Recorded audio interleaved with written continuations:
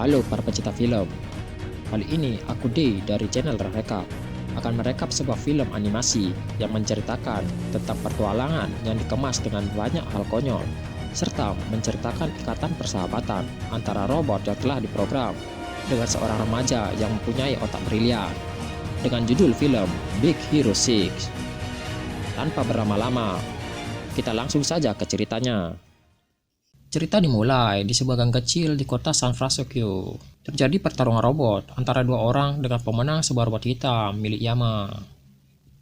Kemudian, seorang anak mencoba bertarung melawan Yama. Ia adalah Hiro Hamada. Pertarungan robot pun dimulai. Robot Hiro dikalahkan dengan sangat mudah di pertandingan pertama. Tidak menyerah, ia pun kembali menantang Yama untuk pertandingan berikutnya. Tidak disangka, robot milik Hiro yang dinamakan Megabot berhasil memojokkan dan menghancurkan robot milik Yama. Dengan rasa kesal, amarah, ia pun langsung mendorong Hiro dan mengambil robot miliknya, lalu memerintahkan anak buahnya untuk memukuli Hiro. Di saat yang bersamaan, kakak dari Hiro yaitu Tadashi datang dan menyelamatkan adiknya, lalu kabur dari sana. Yama yang sempat senang karena mendapatkan robot milik Hiro, terkejut saat robot itu menyerang dan kembali kepada Hiro. Kini kejar-kejaran pun terjadi, tetapi dengan lihainya Tadashi bisa melewati mereka semua. Tetapi mereka dihadang oleh polisi di ujung jalan. Dan alhasil, mereka pun dimasukkan ke dalam penjara. Kemudian, bibi mereka yaitu Bibi Cash menjemput mereka di kantor polisi. Sesampainya di rumah, Hiro kembali mencari tempat untuk melakukan pertarungan robot di kota seberang. Tetapi kakaknya menghalanginya untuk pergi ke sana dan menyuruhnya untuk kuliah sepertinya. Di sini juga kita diberitahu bahwa ibu dan ayah Hiro sudah tiada saat umurnya baru menginjak 3 tahun. Tadashi memberikan helm lalu ingin mengantarnya ke tempat pertarungan tersebut. Ternyata Tadashi mengajak Hiro untuk mampir ke kampusnya dengan alasan ingin mengambil sesuatu. Saat Hiro memasuki lab di kampus, ia pun terkejut dengan isi-isinya. Di sana ternyata banyak sekali barang-barang teknologi yang sangat menarik perhatiannya, seperti sepeda dengan suspense elektronik magnetik. Di saat itu juga, Tadashi mengenalkan Hiro dengan teman-temannya, seperti kepada Gogo, Wasabi, Honey Lemon, dan juga Fred si pecinta komik, fantasi dan juga superhero. Tadashi mengajak Hiro ke dalam ruangan kerjanya. Hiro pun menanyakan apa yang sudah Tadashi buat di sana. Ia pun menunjukkan sebuah lakban. Tadashi lalu menempelkan lakban tersebut di lengan Hiro dan menariknya dengan keras. Hiro yang merasakan kesakitan langsung berteriak, "Au!" Dan di saat itu juga sebuah robot putih dan mengemaskan muncul yang merupakan karya dari Tadashi. Ia adalah Baymax, robot pintar pendamping kesehatan pribadi yang aktif ketika seseorang berkata, "Au!" Baymax pun memulai pengecekan terhadap Hiro. Ia menemukan lecet di bagian lengan Hiro karena lakban tadi lalu menyemprotkan antibakteri. Lalu di bagian dada Baymax terdapat chip hijau yang berisikan lebih dari 10.000 prosedur medis. Robot Baymax hanya bisa dinonaktifkan sampai pasien mengatakan bahwa ia puas dengan pelayanannya. Beberapa saat kemudian, seorang profesor datang dan menyapa Tadashi dan Hiro. Ia pun meminjam robot milik Hiro. Hiro yang sedikit menyombongkan diri diberitahu oleh kakaknya bahwa profesor itulah yang telah menemukan teknologi dari robot miliknya. Profesor itu bernama Robert Callaghan. Ia pun menawarkan Hiro untuk bergabung di universitas itu. Lalu di depan kampus, Hiro pun menyampaikan kepada kakaknya bahwa ia harus masuk ke universitas tersebut. Ia pun bertanya bagaimana cara agar bisa diterima. Tadashi pun menyampaikan bahwa setiap tahunnya di kampus tersebut ada sebuah pameran mahasiswa. Dan jika ia bisa membuat Profesor Callaghan terpukau, Hiro pun bisa diterima. Namun, karya ciptaannya haruslah hebat. Dengan percaya diri yang tinggi, Hiro pun mulai mencari ide. Tetapi ia tidak menemukan satupun ide yang bagus. Di saat itulah Tadashi membantunya dengan mengatakan, "Carilah sudut pandang yang baru." Hiro pun mendapatkan ide dan memulai pekerjaannya di garasi. Di hari pameran, Hiro yang dibantu teman-temannya membawa karyanya yang berada di dalam sebuah tempat sampah ke tempat yang sudah ditetapkan. Giliran Hiro pun tiba. Ia pun menaiki panggung dengan sedikit dorongan dari Tadashi. Saat mempresentasikan karyanya yang dinamakan dengan Microbot, ia terlihat sedikit gugup. Lalu Tadashi menyuruhnya menarik nafas dan santai. Ia pun melanjutkan presentasinya yang ternyata di dalam tempat sampah tadi berisi banyak sekali Microbot yang langsung mendatanginya. Dengan alat yang dinamakan pemancar neuro yang ia pasang di kepalanya, Hiro bisa mengendalikan Microbot sesuai keinginannya. seperti konstruksi bahkan transportasi. Tetapi batasnya hanya pada imajinasi pemakai. Ia pun menyelesaikan presentasinya dengan baik dan sambutan tepuk tangan yang sangat meriah, dan juga pelukan dari bibi, kakak, dan juga teman-temannya.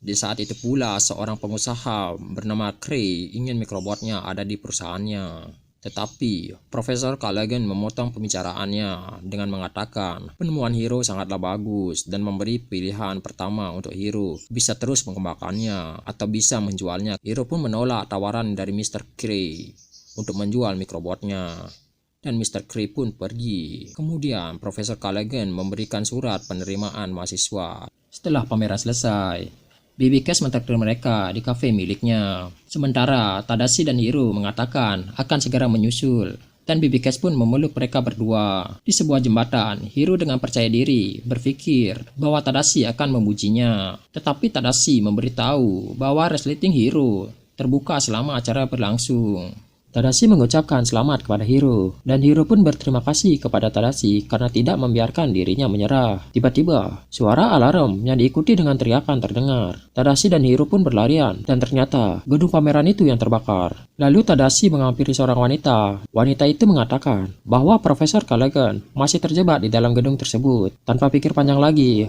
Tadashi langsung ingin masuk ke gedung yang terbakar itu, namun dihalangi oleh Hiro. Tadashi tetap bersikeras karena harus ada yang menyelamatkan profesor itu. Ia pun berlari hingga topinya terjatuh. Hiro pun mengambil topi tersebut, dan saat Hiro ingin melangkah maju, gedung itu pun meledak dan menghempaskan Hiro dan membuat Tadashi dan profesor tewas menyedihkan.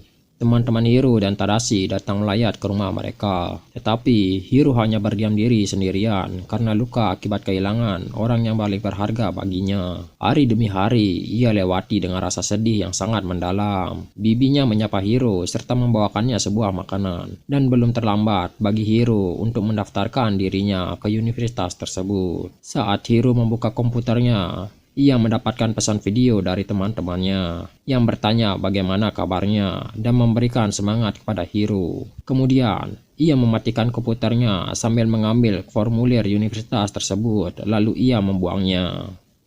Tidak lama kemudian, bagian dari robot yang dia ambil lepas dan mendarat tepat di kakinya. Karena Hiro berteriak kesakitan, membuat Baymax yang ternyata berada di ruangan Tadashi aktif, dan membuat Hiro cukup terkejut. Baymax pun ingin mengecek Hiro, tetapi ia tidak memperdulikannya, dan akhirnya ia terjebak di antara kasur dan meja karena mencoba untuk melawan Baymax. Baymax pun membantunya untuk keluar dari celah kecil tadi dan mengecek kesehatannya. Hiro memaksa Baymax agar kembali dinonaktifkan. Ketika Hiro mencoba mengembalikan ke tempat pengisian Baymax, Hiro terjatuh dan melihat ke arah jaketnya yang berada di bawah kasur.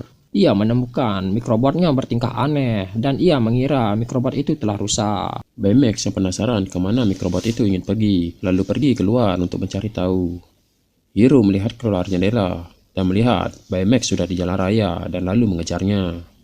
Tetapi ia dihalangi oleh Baby Cash yang bertanya kemana ia akan pergi. Hiro berbohong kalau ia ingin mendaftar di universitas, dan Baby Cash pun bahagia mendengar itu dan memeluknya. Hiro pun kembali mengejar Baymax yang sudah pergi cukup jauh, dan sampailah mereka di sebuah gudang tua. Baymax menjelaskan, kesinilah tempat mikrobot milik Hiro ingin pergi. Karena pintu terkunci, mereka masuk melewati jendela.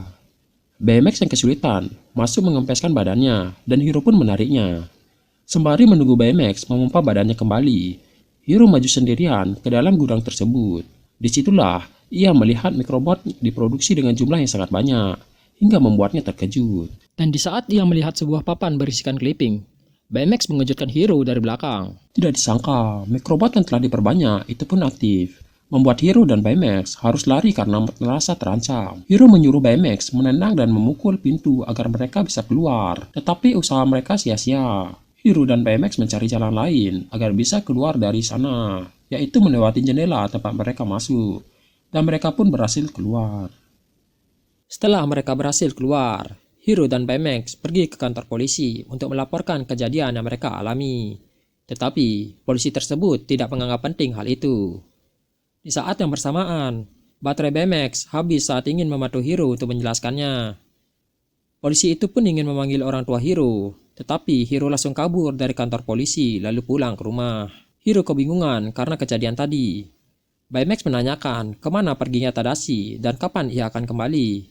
Hiro menjawabnya bahwa Tadashi sudah tiada. Baymax mendownload file di komputer Hiro dan menelpon teman-teman Hiro untuk membuatnya sedikit lebih bahagia, lalu memeluknya. Hiro pun menyadari bahwa kebakaran itu bukanlah kebetulan, melainkan disengaja oleh seseorang dan Hiro berencana untuk menangkapnya. Di garasi rumah Hiro, ia melakukan upgrade kepada Baymax, dimulai dari memberikan chip cara bertarung dan membuatkannya sebuah armor. Mereka pun berangkat ke gudang tadi untuk menangkap pria jahat itu. Di perjalanan, mereka diikuti oleh sebuah mobil yang mencurigakan. Sesampainya di gudang itu, Baymax menghancurkan pintu masuk, tetapi sudah tidak ada apa-apa di gudang tua itu. Mereka pun mulai mengikuti mikrobot milik Hiro yang mengarahkan mereka sampai ke dermaga. Dan mikrobot itu terbang menuju laut. Kemudian, Hiro lari dan bersembunyi setelah melihat seseorang datang dari luar kabut, menggunakan mikrobot dan membawa sebuah serpihan mesin raksasa. Mereka bersiap-siap menyerang pria itu, tetapi sebuah mobil yang mengikuti mereka tiba-tiba sampai, dan di mobil itu berisi teman-teman Hiro. Mereka pun di sana sedikit berdebat, dan tanpa disadari, kehadiran mereka diketahui oleh pria jahat tersebut. Mereka memutuskan untuk kabur menaiki mobil dan dikejar oleh pria bertopeng tadi. Kejar-kejaran pun dimulai. Wasabi yang membuat Gogo kesal karena terlalu menaati peraturan di jalan raya, mengambil alih kemudi, dan mulai menaikkan kecepatan. Setelah hampir tertangkap, mereka bisa meloloskan diri. Tetapi sayangnya, mereka malah tercebur ke laut, dan pria bertopeng itu pun pergi. Saat sudah mencapai dasar, Baymax melepaskan armornya, lalu menggapai mereka semua dan membuat mereka mengapung ke permukaan. Mereka ingin pergi ke tempat yang aman, dan Fred menyarankan ke suatu tempat, dan ternyata Fred mengajak mereka ke sebuah rumah merah. Ternyata rumah itu adalah milik Fred, yang membuat teman-temannya terkejut. Setelah di dalam rumah, mereka masuk ke dalam ruangan milik Fred, dan melihat banyak hal-hal yang aneh. Di sana Hiro mulai menggambarkan logo seekor burung yang ia lihat di pelabuhan, dan bertanya kepada teman-temannya. Tetapi ia tidak mendapatkan jawaban yang jelas. Kemudian, Fred menyimpulkan bahwa pria bertopeng itu adalah Krei, karena Krei sangat menginginkan mikrobot milik Hiro. Ternyata, Baymax sempat memindai pria bertopeng itu dan mendapatkan detail kesehatannya. Di saat itu, Hiro memiliki ide untuk memindai semua orang di kota untuk menemukan pria bertopeng itu dengan meningkatkan sensor Baymax, sekaligus mengupgrade teman-temannya demi menangkap pria bertopeng itu. Perubahan mereka menjadi superhero pun dimulai. Honey Lemon dengan tas yang bisa mengeluarkan bola api dengan reaksi kimia. Gogo yang memiliki kemampuan dengan menggunakan ban sepeda yang telah ditunjukkan di awal cerita. Sedangkan Fred dengan kostum seperti monster yang bisa meloncat tinggi dan mengeluarkan api dari mulutnya. Dan Wasabi yang memiliki alat seperti laser di tangannya. Baymax pun mendapatkan perubahan yang signifikan dengan kostum merah barunya yang dinamakan dengan Baymax 2.0 yang bisa menembakkan tangannya seperti roket dan terbang dengan sayap. Hiro pun terbang dengan Baymax untuk mengetes kemampuan terbangnya sekaligus memindai seluruh kota dari atas langit. Dan ternyata pria bertopeng itu berada di sebuah pulau di seberang kota. Mereka pun segera bergegas pergi ke sana. Sesampainya di sana, Wasabi memotong sebuah pintu besi dengan senjatanya yang terlihat tidak rapi. Hiro pun menyuruh Baymax memindai di mana pria bertopeng itu berada, namun tidak dapat ditemukan karena struktur ruangan tersebut. Di sana, Honey Lemon menemukan suatu ruangan bekas penelitian dan melihat bekas rekaman CCTV. Mereka melihat Krei sedang melakukan pengetesan alat teleportasi dengan memasukkan pesawat kapsul berisi seorang pilot yang bernama Abigail. Namun, saat pesawat itu berhasil masuk, mesin itu kehilangan kontrol dan akhirnya meledak dan dimatikan langsung oleh Krei.